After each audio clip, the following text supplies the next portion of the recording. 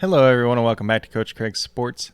Today is Friday, so this is going to be the Dollar Store Stacks video for week number 12. And obviously there's a couple games on Thanksgiving. There's still the Sunday night football game, the Monday night football game, and then a couple teams on bye. So there's only about 10 games or so this week, so I did shorten it up. It is going to be the 6 stacks in total, 3 on FanDuel, 3 on DraftKings. But without further ado, we're going to get into it. And if you have not watched these videos before, Dollar Store Stacks, where I go over cheap quarterbacks that you can pair with some of their receiving options, kind of have that cheap stack and then allow you to pay up for premium players elsewhere. So we're going to start off with the Indianapolis Colts, Carson Wentz, $5,800. We're looking for about 17, 18 points out of him in this one. If we get up to 20, could be a pretty good game for him overall. Going against Tampa Bay, they have not been the best against the pass on the season. Yes, they're getting a little bit healthier in their secondary, but Carson Wentz, yeah, he's going to probably get some turnovers, but he still has the opportunity to put up some stats as well. I do like Nyheim Hines at the flat minimum of $4,000. Probably not as much of a Jonathan Taylor game since Tampa Bay is pretty good at stuff in the run, but there is an opportunity there. I don't think a lot of people are going to be on Nyheim Hines this week. If they get behind in this game, he could be more involved as well. Michael Pittman Jr., $5,600. I don't think I really need to say too much there. Every time he's been around that price tag this year, it seems like he pays off, so we don't really have to say too much. And then T.Y. Hilton at $4,000 at the wide receiver position. I think you would definitely do a lot worse. Definitely worth a dart throw in GPPs overall. Then moving over to the Carolina Panthers, we got Cam Newton at a dirt cheap price tag once again at $5,600. Essentially, you're looking for 16, 17 points out of him. We see almost 19 so far this season out of him. He's got that rushing game safe. This is probably one of the safer quarterbacks you can play on the entire slate. So pairing Cam Newton at his price down spot still on DraftKings with some of these receiving options definitely could pay off, whether it's a Christian McCaffrey, which, yes, you can pair together. Christian McCaffrey and Cam Newton don't both have to cannibalize each other. They both can work in unison. DJ Moore, $6,200. You can look at him as well. He is somebody that I do like a ton. They are going against the Miami Dolphins. Maybe they try to throw DJ Moore in the slot just a little bit more because that's where the Dolphins really struggle, but we'll just have to see. And then last but not least, we got Tommy Tremble, punt play tight end at $2,500. Saw his snap share go up just a little bit last week. Saw him be a little more efficient too, so maybe this is the week he finds the end zone and really pays off for you. Then last but not least, on the DraftKings side, we got Ben Roethlisberger, $5,200. Yes, Ben Roethlisberger does not inspire a lot of confidence or he's not that sexy name that people really want to see. But $5,200, you really only need to get 16 points out of him to get your 3 times value. He's averaging about 15.5 on the season. Goes against the Bengals that have struggled against the pass at times this season. If they're not getting after Ben Roethlisberger, you can get rid of the ball, get the ball in space to his playmakers, whether it's Deontay Johnson, Chase Claypool, Pat Freiermuth, Najee Harris. There's definitely a ton of them out there for him. If he throws 2 touchdowns in this game, he's probably going to pay off. You got Deontay Johnson at $6,600. Definitely a fair price for him overall. He could definitely be closer to $7,000. So $6,600 plus the discount you're saving on Ben could be a nice little stack there. Chase Claypool at $6,000.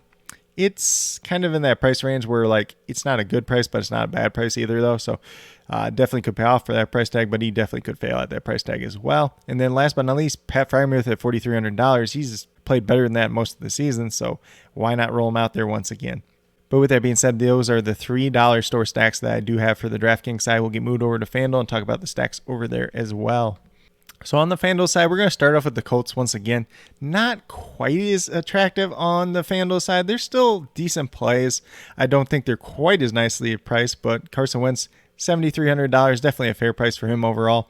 We got Nyheim Hines at $5,200. I believe that's $700 above the minimum price tag for a running back. It's not quite the flat minimum that is on the DraftKings side, but in the games that they've trailed most of the time throughout his career, he's averaged double-digit points, so definitely Nyheim Hines could play a major role in this game. Then at the wide receiver position, we got Michael Pittman Jr. This is definitely not quite of an attractive price tag as it is on DraftKings, but still a fair price tag overall. And given the production that he's put up so far this season, definitely can't go wrong with this once again. T.Y. Hilton, $5,500. A little bit more than I like to spend on him, but if you're going for that GPP dart throw, gets a big play over the top for a touchdown, definitely could still pay off once again as well. Then we get into the part that's a little bit different between the two different sites. So I have Trevor Lawrence at $6,700 going against the Atlanta Falcons. Pretty favorable matchup overall. $200 essentially over that minimum price tag for a starting quarterback. Then we have some of his receiving options. There is no Jamal Agnew once again. Last week we saw Marvin Jones and Laquan Treadwell play on the outside. Seems like Laviska Shenault went back into the slot where he's been the most effective so far this season. So he's definitely in play at $5,600. Marvin Jones at $5,900. Yeah, he's had a couple down weeks now, but he could be in play as well. Especially, that touchdown upside that he does possess. That's really what's going to put you over the edge if you're playing in a GPP type of setting. And then last but not least, we got Dan Arnold at tight end. $5,100. Yes, he put up a goose egg last week, but that was against San Francisco. Going against Atlanta this week should definitely be a lot better for him overall. Then we move over to our final stack of the day, and it's the San Francisco 49ers. And I just want to say this is kind of disrespectful to Jimmy Garoppolo, because last week he was about $7,000, $7,100. I can't remember the exact price off the top of my head. $6,500. His price went down, even though he still played well, and he's going into a good matchup against the Minnesota Vikings. The price of all his pass catchers went up, but his price went down. I don't understand it. So maybe if you're at FanDuel and you want to tell me what's going on, you can tell me, but I don't know at this point in time. Like at $6,500, he's probably the best option around that range. And, like I said in my waiver wire video too, this is not a game that they're just going to be able to run the ball 40 times a game, most likely, because Minnesota has an efficient offense and they can put points up on the board as well. Plus the Minnesota defense isn't that good. So I do expect a back and forth game here in this one. And I think that really favors a guy like Jimmy Garoppolo overall.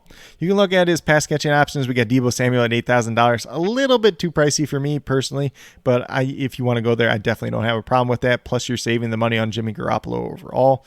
Brandon Ayuk at $6,300. Definitely think he warrants it. He's been playing better as of late, at least. And then last but not least, George Kittle, the tight end. Obviously, we all know about George Kittle. He's a very, very good tight end at $6,700. So definitely a lot of different options, or the main three options, I should say, for Jimmy Garoppolo that you can pair him with.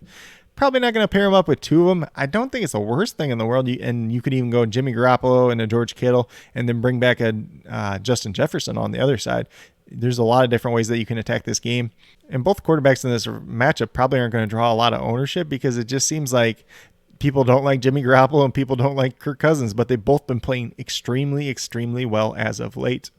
But with that being said, these are the $3 store stacks that I do have for the FanDuel side as well, and the $6 store stacks that I do have in total. So once again, go out there, build a couple lineups with some of these stacks with the cheap quarterback, with some of the receiving options, whether it's one or two. Probably not going to go three, obviously, at this point in time, but throw them into a couple GPPs, see how you do. But if you like it, be sure to come back next week, and I'll have 8 stacks next week because we should be looking more like a regular slate overall.